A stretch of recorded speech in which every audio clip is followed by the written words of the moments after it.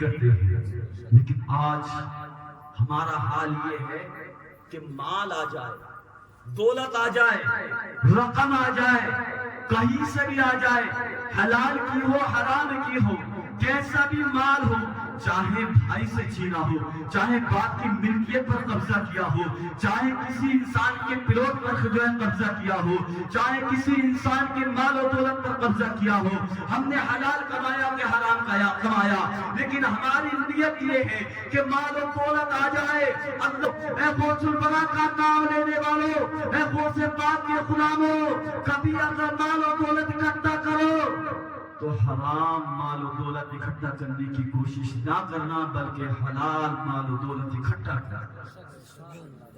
اپنی اولاد کو حرام مال نہ کھلاؤ۔ آج ہم اپنی اولاد کو حرام مال کھلاتے ہیں، پھر جب ہمارا بڑھاپا آتا ہے وہی اولاد ہمارے اوپر تشدد کرتی ہے، ہمارے بڑھاپے میں ہمیں مارتی ہے، گالی دیتی ہے، ہماری بات کا اثر نہ ہوتا ہے۔ اگر تو نے اپنے اس بچے کی بچپنی میں اگر تو نے اسے حرام مال نہ کھلایا ہوتا تو اس کے دل میں مصطفیٰ کی محبت کا چراغ روشن ہوتا، اسے پتہ چلتا کہ رب نے قرآن مجید میں ارشاد فرمایا وَبِالْوَالِدَيْنِ إِحْسَانًا، والدین کے ساتھ حسن سلوک کرو، اِمَّا يَبْلُغَنَّ عِنْدَكَ الْكِبَرَ أَحَدُهُمَا أَوْ كِلَاهُمَا، اگر ان میں سے کوئی ایک بڑھاپے کو پہنچ جائے یا وہ دونوں کے دونوں بڑھاپے کو پہنچ جائیں، رب ارشاد فرماتا ہے فَلَا تَقُلْ لَهُمَا أُفٍّ، تو تم ان سے اف تک نہ کہنا، وَلَا تَنْهَرْهُمَا، اور انسان اف تو کہنے کی دور کی بات ہے، اس سے جھلکنے کی بھی کوشش نہ کرنا۔ رب ارشاد فرماتا ہے وَقُلْ لَهُمَا قَوْلًا كَرِيمًا، اور ان سے نرم دلی کے بعد نرم دلی کے ساتھ بات کرنا۔ اور رب تبارک و تعالی ارشاد فرماتا ہے وَقُلْ لَهُمَا قَوْلًا كَرِيمًا فَاخْفِضْ لَهُمَا جَنَاحَ الذِّلِّ مِنَ الرَّحْمَةِ۔ اب رب اس میں آیت کریمہ میں والدین کے لیے دعا کرنے کا طریقہ ہمیں سکھا رہا ہے۔ ہم والدین کے لیے کہاں دعائیں کرتے ہیں؟ ہمارے اندر تو بغض ہی اتنا بھرا ہوا ہے، ہمارے اندر کینہ اتنا بھرا ہوا ہے، ہمارے اندر والدین کے لیے حسد اتنا بھرا ہوا ہے، لیکن رب ارشاد فرماتا ہے وَاخْفِضْ لَهُمَا جَنَاحَ الذِّلِّ مِنَ الرَّحْمَةِ، اے انسان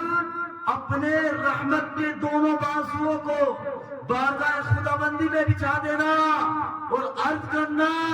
وَقُلْ رَبِّ ارْحَمْهُمَا كَمَا رَبَّيَانِي صَغِيرًا، اے مولا تبارک و تعالیٰ تو میرے ان والدین پر ایسا رحم نازل عطا فرما جیسا کہ یہ بچپنے میں مجھ پر رحم نازل عطا۔ کیا بات کیا بات۔ آج ہم والدین کی بالکل عزت بھولے بیٹھے ہیں، بالکل والدین کی عزت بھولے بیٹھے ہیں، والدین کا مقام مرتبہ کیا ہے، ہم بالکل جو ہے والدین کی اتنی نافرمانی کرتے ہیں۔ اللہ اکبر، ابھی پاکستان کا واقعہ ہے کہ والدین کو ایک جوان بیٹے نے قدموں سے مار مار کر گھر سے باہر نکالا۔ اللہ اکبر، اللہ اکبر۔ جس ماں نے اپنی کوکھ سے تمہیں جنم دیا، جس باپ نے اپنی پیٹھ پر بوجھ ڈھو کر کے تمہیں اپنے ہمارے بچپنے میں کھانا کھلایا،